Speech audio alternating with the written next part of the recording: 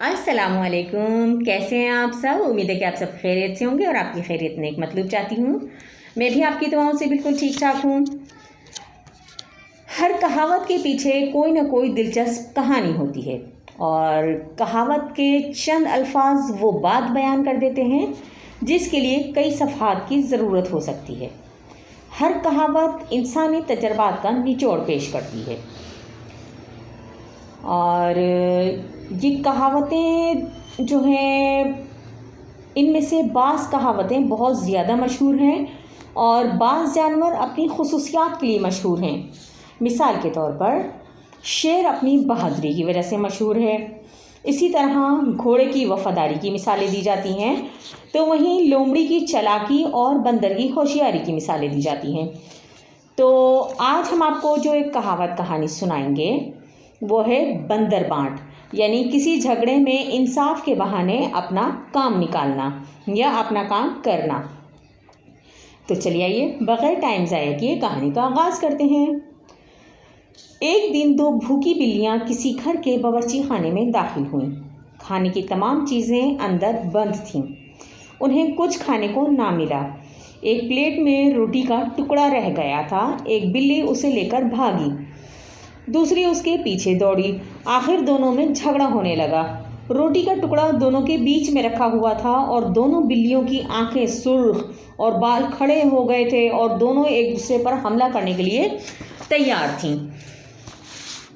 उसी तरह पर एक बंदर बैठा हुआ उनकी लड़ाई देख रहा था और दोनों बिल्लियां जो हैं वो लड़ाई झगड़ा करने में मसरूफ़ थीं। इस तरह की आवाज़ें निकाल रही थीं और बंदर उनकी इस लड़ाई को बहुत गौर से देख रहा था। वो खुद रोटी पर कब्ज़ा जमाने की फ़िक्र में था। ये मौका देखकर वो नीचे उतरा और उसने कहा, शुक्र करो कि तुम्हें लोगों के घरों से आसानी से खुराक मिल जाती है। हमसे सबक सीखो। हम जंगल में खुराक के लिए कितनी मेहनत करते हैं और फिर भी आपस में नहीं लड़ते।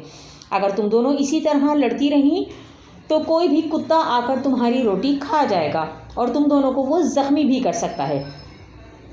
बिल्लियों ने कुछ देर सोचा और बंदर से कहा कि भैया तुम ही इंसाफ कर दो।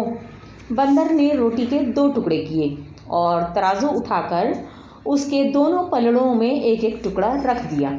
दोनों का वज़न बराबर ना था, यानी दोनों इक्वल नहीं थे। उसने बड़े टुकड़े को दांतों से कुतर कर खा लिया। दोबारा वज़न किया तो अब दूसरा टुकड़ा भारी हो गया। उसने उसको भी दांत से काट कर थोड़ा सा खा लिया और यही काम उसने कई बार किया और बिल्लियां उसकी तरफ तकती रहीं कि आखिर इंसाफ कब होगा। आखिर में एक छोटा सा टुकड़ा रह गया। अब बंदर बोला कि इसके क्या रेज़े रेज़े करूं, इससे तुम्हारा क्या भला होगा। तुम्हारी नीयत की ख़राबी ने पहले ही काम को बिगाड़ के रख दिया और मैंने दोनों टुकड़ों का वज़न बराबर करने में कितनी मेहनत की है। तराजू उठाए उठाए हाथ थक गए मेरे तो। चलो ये टुकड़ा ही मेरी मजदूरी दे दो। ये कहकर बंदर ने वो टुकड़ा भी खा लिया और दोनों बिल्लियां बेचारी उसकी तरफ देखती रह गईं। तो देखा बच्चों कि उन दोनों बिल्लियों की आपस की लड़ाई की वजह से बंदर ने कैसे अपना काम निकाला कि जो भूखा प्यासा बैठा हुआ था, लेकिन उसने अपनी कमाल होशियारी से उनके दरमियान का झगड़ा जो है वो अपने लिए फ़ायदेमंद बनाया और उनके इस झगड़े से उसने इस तरह से फ़ायदा उठाया कि इंसाफ करने के चक्कर में उसने थोड़ा थोड़ा करके और रोटी का टुकड़ा पूरा खा लिया और बिल्लियों के हाथ कुछ भी नहीं आया। तो हमें चाहिए कि कोई भी चीज़ मिले उस पर अल्लाह का शुक्र अदा करना चाहिए और थोड़े पर ही इक्तफ़ा कर लेना चाहिए और कभी भी आपस में लड़ाई झगड़ा नहीं करना चाहिए। तो मिलते हैं फिर किसी नई कहानी में नए टॉपिक के साथ। तब तक के लिए अपना और अपने प्यारों का ढेर सारा ख्याल रखिएगा और मुझे दीजिए इजाज़त। लेकिन चलते चलते एक छोटी सी अच्छी बात कि कहावतें और मिसालें अक्लमंदों और इबरत हासिल करने वालों के लिए बयान की जाती हैं।